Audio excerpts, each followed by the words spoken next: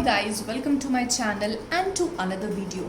आज की वीडियो में हम बात करने वाले हैं प्रॉपर्टीज ऑफ इलेक्ट्रिक चार्ज की सबसे important property and very interesting property which is quantization of electric charge.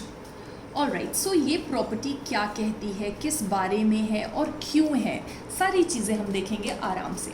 Okay, so quantization of electric charge ये वो प्रॉपर्टी है जिसकी वजह से हमें ये पता है कि अगर हमारे पास कोई भी एक बॉडी चार्ज की गई है, ठीक है, तो उसके ऊपर जो भी अमाउंट ऑफ चार्ज होगा ना, amount of charge Q, that will be equal to an integral multiple of elementary charge. So quantization of electric charge ये वो प्रॉपर्टी है जिसकी वजह से हमें पता है कि अगर कोई भी एक बॉडी चार्ज की गई है तो उसके ऊपर अमाउंट ऑफ चार्ज हम कैसे निकालेंगे, that will be equal to, that amount of charge will be equal to an integer multiplied by the elementary charge, and we know what elementary charge is, its value is 1.6 into 10 to the power minus 19 coulomb. Alright, so ये वाली चीज़ हम देखेंगे। अच्छा, ये E की value positive होगी या negative होगी डिपेंडिंग अपॉन कि हम इलेक्ट्रॉन का चार्ज ले रहे हैं या फिर प्रोटॉन का चार्ज ले रहे हैं। अगर इलेक्ट्रॉन ले रहे हैं तो obviously it will B negative and proton ले रहे हैं तो इट विल बी पॉजिटिव। या फिर ऐसे भी कर सकते हैं कि इंटीजर है, ठीक है, इट कैन बी पॉजिटिव और नेगेटिव, तो अकॉर्डिंग टू दैट हम उसके साथ वर्क कर सकते हैं, ठीक है। तो ये जो चीज़ हमें दी गई, ठीक है। अच्छा, इसका कॉज क्या है, इसका रीज़न क्या है, हम कैसे इस इक्वेशन तक पहुँचे कि हमने Q is equal to N into E frame कर दिया। तो इसका जो बेसिक कॉज है वो ये है ना कि जब आप किसी भी बॉडी को चार्ज करोगे, जैसे फॉर एग्जाम्पल हमने ली थी एक ग्लास रॉड और हमने लिया था एक अपना सिल्क का क्लॉथ, तो जब आप इनकी रबिंग कराते हो, जब आप इसको इलेक्ट्रीफाई करते हो, चार्ज करते हो, तो only integral number of electrons will transfer, ठीक है। तो एज अ होल अगर इलेक्ट्रॉन यहाँ से मूव होके इधर जाएगा तो it will B only 1 electron. हमने कभी आधा इलेक्ट्रॉन नहीं सुना, ठीक है, 2.5 इलेक्ट्रॉन ऐसे करके नहीं सुना। Electron can not be broken obviously, and अगर वो ब्रेक किया भी जाएगा तो वो अपने उस फ्री स्टेट में नहीं रहेगा, ठीक है। तो इलेक्ट्रॉन जब भी ट्रांसफर होता है तो एज अ होल ट्रांसफर होता है, एज एन इंटीजर ट्रांसफर होता है, ठीक है। तो only integral number of electrons will be transferred during the charging of a body. तो यही रीज़न है हमारा कि हम क्वांटाइजेशन ऑफ इलेक्ट्रिक चार्ज की इक्वेशन पर पहुंचे कि only integral number of electrons will be transferred, and hence we can say that if you want to find out the amount of charge on a particular body, then we will take the integral multiple of elementary charge. n will be what? n will be the number of electrons transferred, added और removed obviously, ठीक है। तो that will B हमारा amount of charge हमें मिल जाएगा। एक और example ले लेते हैं, जैसे फॉर एग्जाम्पल अगर कोई एक बॉडी है एंड उसके पास we have n1 number of electrons, ठीक है, and we have n2 number of protons, एक ही बॉडी की हम बात कर रहे हैं, तो उसके ऊपर टोटल अमाउंट ऑफ चार्ज हम कैसे निकालेंगे। It will be Q is equal to N1, क्या है, इलेक्ट्रॉन है ना, तो N1 इंटू माइनस ही हो जाएगा एक इलेक्ट्रॉन का चार्ज, तो और यहाँ पे N1 इलेक्ट्रॉन्स हैं, ऐड करेंगे हम protons, N2 number of protons हैं, एंड प्रोटॉन का एक प्रोटॉन का चार्ज कितना होता है, E प्लस E, तो we can say that it will be N2 minus N1 into E। Okay, I hope that's clear. हमने यहाँ से माइनस इधर बाहर निकाला एंड N1 गॉट नेगेटिव, तो N2 minus N1 into E, and it will give us the total amount of charge. अच्छा, ये बताओ, अगर N1 जो है वो एक इंटीजर है, N2 जो है वो भी एक इंटीजर है, तो इनका difference of integers will always B N integer obviously, right. तो ये भी हमें एक इंटीजर ही मिलेगा।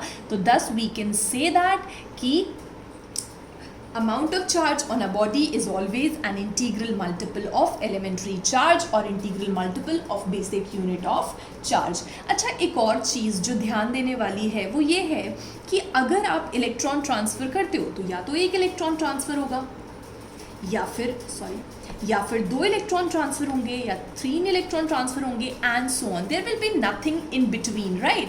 तो 1 और 2 के बीच में तो कुछ होना ही नहीं है, ठीक है, या तो 1 इलेक्ट्रॉन होगा पूरा का पूरा, या फिर 2 इलेक्ट्रॉन होंगे, या फिर 3 इलेक्ट्रॉन होंगे, तो it will always B N integer, right. तो कहने का मतलब ये है कि अगर आप कहते हो कि आपने 1 इलेक्ट्रॉन रिमूव कराया है या 1 इलेक्ट्रॉन ऐड कराया, या फिर in other words 1 electron transfer हुआ है, तो उसके ऊपर जो हम चार्ज है वो हम ऐसे बोल सकते हैं कि दोनों बॉडीज के ऊपर ±1 ही आ जाएगा, है ना, क्योंकि 1 इलेक्ट्रॉन का ट्रांसफर हुआ है, तो that means 1 into plus minus obviously 1.6 into 10⁻⁻19 coulomb. लेकिन अगर हम कहें कि नहीं भाई 2 इलेक्ट्रॉन्स ट्रांसफर हुए तो ±2e कर लीजिए, तो +2 इंटू 1.6 इंटू 10⁻⁻19 कूलम हो जाएगा। लेकिन अगर हम ये बोले कि 3 इलेक्ट्रॉन ट्रांसफर हो रहे हैं तो +-3e कर लेते हैं, तो +-3 इंटू 1.6 इंटू 10⁻⁻19 कूलम। तो आप बात समझ रहे हो ना, मतलब चार्ज जो है वो इंक्रीज होगा या डिक्रीज होगा, it will always be in steps of e. मतलब क्या है, या तो 1.6 होगा या फिर इधर कितना आ गया 3.2 आ गया into 10⁻⁻19 coulomb, and this will be same 1.6 into 10⁻⁻19 coulomb, या तो 1.6 into 10⁻⁻19 कूलम ही चार्ज होगा प्लस माइनस ऑब्वियसली, या फिर उसके जस्ट बाद 3.2 आ जाएगा, है ना। मतलब there is nothing in between. अगर आपको चाहिए चार्ज 2 into 10⁻⁻19 कूलम का, तो इसके अकॉर्डिंग तो मिल ही नहीं पाएगा कभी। Are you getting my point?